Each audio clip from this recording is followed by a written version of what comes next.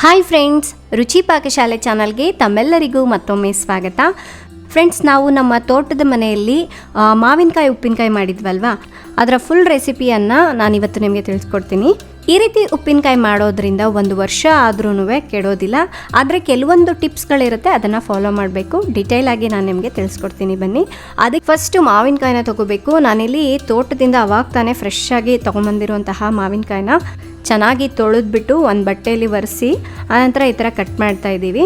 ವಾಟೆಯ ಕೆಳಭಾಗದಲ್ಲಿ ಒಂದು ಲೇಯರ್ ಇರುತ್ತೆ, ಅದನ್ನು ಕೂಡ ತೆಗೆದು ಹಾಕಬೇಕು.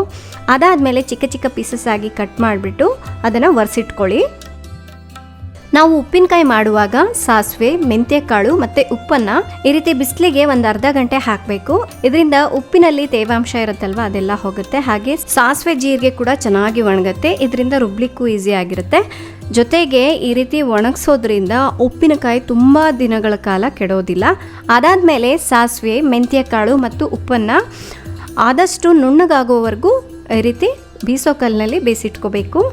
ಎಲ್ಲದನ್ನು ಸಪ್ರೇಟಾಗಿ ಒಂದೊಂದು ಪ್ಲೇಟ್ನಲ್ಲಿ ಹಾಕಿ ತೆಗೆದಿಟ್ಕೊಳ್ಳಿ. ಇದೆಲ್ಲ ಮನೇಲಿ ಒಬ್ಬರೇ ಮಾಡೋಕ್ಕಾಗೋದಿಲ್ಲ. ನಿಮ್ಗೆ ಯಾರಾದರೂ ಹೆಲ್ಪ್ ಇದ್ದರೆ ಅವ್ರ ಹೆಲ್ಪ್ ತಗೊಳ್ಳಿ, ಇನ್ನೂ ಬೇಗನೆ ಆಗುತ್ತೆ ಆ್ಯಂಡ್ ಕೆಲಸ ಈಸಿಯಾಗಿರುತ್ತೆ. ಆ್ಯಂಡ್ ಅವಾಗೆಲ್ಲ ಈ ರೀತಿ ಬೀಸೋ ಕಲ್ಲಲ್ಲಿ ಮಾಡ್ತಿರೋದ್ರಿಂದ ತುಂಬ ದಿವಸಗಳ ಕಾಲ ಕೆಡದೇನೆ ಉಪ್ಪಿನಕಾಯಿ ಚೆನ್ನಾಗಿರ್ತಾಯಿತ್ತು. ಅದಾದಮೇಲೆ ಈಗ ಬೆಳ್ಳುಳ್ಳಿಯನ್ನು ಸುಲಿದಿಟ್ಕೋಬೇಕು.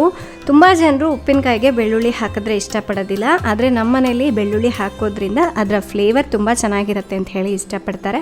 ಆ್ಯಂಡ್ ತಿನ್ನುವಾಗ ಬೆಳ್ಳುಳ್ಳಿ ಎಲ್ಲ ಚೆನ್ನಾಗಿ ಉಪ್ಪು, ಖಾರ, ಹುಳಿ ಹಿಡ್ದಿರುತ್ತಲ್ವ, ಟೇಸ್ಟು ಚೆನ್ನಾಗಿರುತ್ತೆ. ಈಗ ಮಸಾಲೆನ ರೆಡಿ ಮಾಡ್ಕೊಳ್ಳೋಣ. ಒಂದು ಮಿಕ್ಸಿಂಗ್ ಬೌಲ್ಗೆ 1 ಗ್ಲಾಸ್ನಷ್ಟು ಉಪ್ಪನ್ನು ಹಾಕ್ತಾಯಿದ್ದೀನಿ. ಅರ್ಧ ಕಪ್ನಷ್ಟು ಸಾಸಿವೆ ಹಿಟ್ಟನ್ನು ಹಾಕ್ತಾಯಿದ್ದೀನಿ. 1/4 ಕಪ್ನಷ್ಟು ಮೆಂತ್ಯ ಹಿಟ್ಟನ್ನು ತಗೋಬೇಕು. ಇದು ಯಾವುದು ಹುರಿದಿಲ್ಲ, ಡೈರೆಕ್ಟಾಗಿ ಹಾಗೇ ಹಾಕ್ತಾಯಿದ್ದೀನಿ. ಅದಾದಮೇಲೆ ನಾವು ಯಾವ ಗ್ಲಾಸಿಂದಾದರೆ ಉಪ್ಪು ತಗೊಂಡಿರ್ತೀವೋ ಅದೇ ಗ್ಲಾಸ್ನ ಅಳತೆಯಲ್ಲಿ ಅಥವಾ ಅದೇ ಕಪ್ನ ಅಳತೆಯಲ್ಲಿ ಖಾರದ ಪುಡಿನ ತಗೋಬೇಕು. ಈಗ ಈ ಎಲ್ಲದನ್ನು ಚೆನ್ನಾಗಿ ಮಿಕ್ಸ್ ಮಾಡ್ಕೊಳ್ಳೋಣ. ಇದು ಖಾರದ ಪುಡಿ ಬಂದು ಕುದಿಸಿರೋಂತಹ ಖಾರ. ಪ್ಯಾಕೆಟ್ ಖಾರದ ಪುಡಿ ಬಂದು ಅಷ್ಟಾಗಿ ರುಚಿ ಇರೋದಿಲ್ಲ.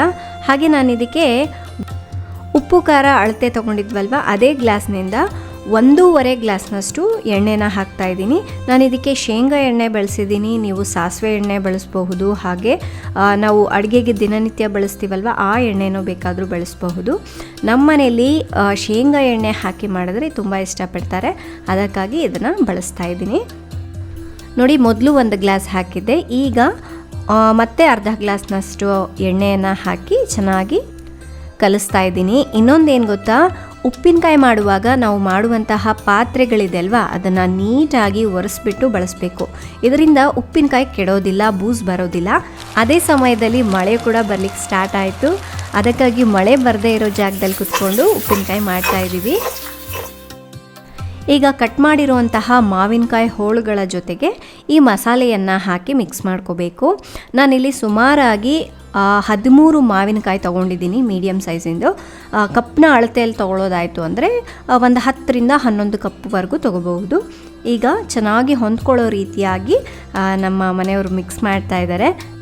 ಜೊತೆಗೆ ಸಿಪ್ಪೆ ಬಿಡಿಸಿರುವಂತಹ ಬೆಳ್ಳುಳ್ಳಿಯನ್ನು ಕೂಡ ಹಾಕ್ತಾ ಇದ್ದೀನಿ. ಇದು ಸುಮಾರಾಗಿ 1 ಕಪ್ನಷ್ಟು ಬೆಳ್ಳುಳ್ಳಿ ಇದೆ. ಹಿಂದಿನ ಕಾಲದಲ್ಲಿ ಉಪ್ಪಿನಕಾಯನ್ನು ಈ ರೀತಿ ಕೈಯಿಂದ ಮಿಕ್ಸ್ ಮಾಡ್ತಾಯಿದ್ರು. ನೀವು ಸ್ವಲ್ಪ ಕ್ವಾಂಟಿಟಿಯಲ್ಲೇ ಉಪ್ಪಿನಕಾಯಿ ಮಾಡ್ತಾಯಿದ್ರೆ ಕೈನಲ್ಲೇ ಮಿಕ್ಸ್ ಮಾಡಿಬಿಟ್ಟು ಎತ್ತಿಟ್ಕೊಂಡು ಬಳಸ್ಬೋದು. ಅಥವಾ ನೀವು ತುಂಬ ಕಾಲ ಬರಬೇಕು ಅಥವಾ ತುಂಬ ಕ್ವಾಂಟಿಟಿಯಲ್ಲಿ ಮಾಡ್ತಾ ಇದ್ದೀರಾ ಅಂದರೆ ಸ್ಪೂನನ್ನು ಬಳಸಿ ಮಿಕ್ಸ್ ಮಾಡೋದು ತುಂಬ ಒಳ್ಳೆಯದು. ಈಗ ಈ ಉಪ್ಪಿನಕಾಯನ್ನು ಒಂದು ಜಾಡಿಗೆ ಹಾಕ್ತಾ ಇದ್ದೀವಿ. ಇನ್ನೊಂದೇನು ಗೊತ್ತಾ, ಈ ರೀತಿ ತಯಾರಿಸಿರುವಂತಹ ಉಪ್ಪಿನಕಾಯನ್ನು ಜಾಡಿಯಲ್ಲಿ ಹಾಕಿಡೋದ್ರಿಂದ ತುಂಬ ದಿನಗಳ ಕಾಲ ಬಾಳಿಕೆ ಬರುತ್ತೆ.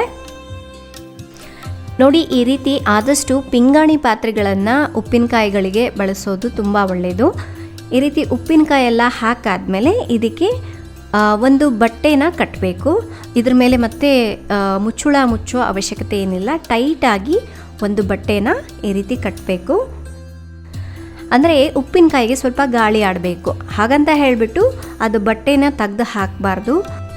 ಎಷ್ಟು ಬಿಗಿಯಾಗುತ್ತೋ ಅಷ್ಟು ಬಿಗಿಯಾಗಿ ಕಟ್ಟಿಡಬೇಕು. ಗಾಳಿ ಆಡುವಂಥ ಜಾಗದಲ್ಲಿ 3 ದಿನಗಳ ಕಾಲ ತೆಗೆದಿಡಬೇಕು. ಈಗ ನೋಡಿ, 3 ದಿವಸ ಆಗಿದೆ. ಉಪ್ಪಿನಕಾಯಿ ಯಾವ ರೀತಿ ಆಗಿದೆ ಅನ್ನೋದನ್ನು ನೋಡೋಣ. ನೋಡಿ ಎಣ್ಣೆ ಈ ರೀತಿ ಮೇಲೆ ತೇಲ್ತಾ ಇರುತ್ತೆ. ಒಂದು ವೇಳೆ ಎಣ್ಣೆ ಕಡಿಮೆ ಆದರೆ ನೀವು ಈ ಸಮಯದಲ್ಲಿ ಎಣ್ಣೆ ಅಥವಾ ಉಪ್ಪು ಖಾರ ಹಾಕಿ ಮಿಕ್ಸ್ ಮಾಡಿ ಎತ್ತಿಟ್ಕೋಬಹುದು. ತುಂಬಾ ರುಚಿಕರವಾದಂತಹ ನಮ್ಮ ಪದ್ಧತಿಯಲ್ಲಿ ಉಪ್ಪಿನಕಾಯಿ ಹೇಗೆ ಮಾಡೋದು ಅಂತ ನೋಡಿದ್ರಲ್ವ. ಸೊ ಇವತ್ತಿನ ರೆಸಿಪಿ ಇಷ್ಟೇ. ತಮ್ಮೆಲ್ಲರಿಗೂ ಈ ರೆಸಿಪಿ ಇಷ್ಟ ಆಗಿದೆ ಅಂದ್ಕೊಳ್ತಾ ಇದ್ದೀನಿ. ಇಷ್ಟ ಆದರೆ ಒಂದು ಲೈಕ್ ಕೊಡೋದನ್ನ ಮರಿಬೇಡಿ. ನಿಮ್ಮ ಸ್ನೇಹಿತರಿಗೆ ಬಂಧು ಮಿತ್ರರಿಗೆ ಈ ರೆಸಿಪಿನ ತಪ್ಪದೇ ಶೇರ್ ಮಾಡಿ. ನಾಳೆ ಇನ್ನೊಂದು ಹೊಸ ಅಡುಗೆಯೊಂದಿಗೆ ಮತ್ತೆ ಸಿಗೋಣ. ಎಲ್ಲರಿಗೂ ನಮಸ್ಕಾರ.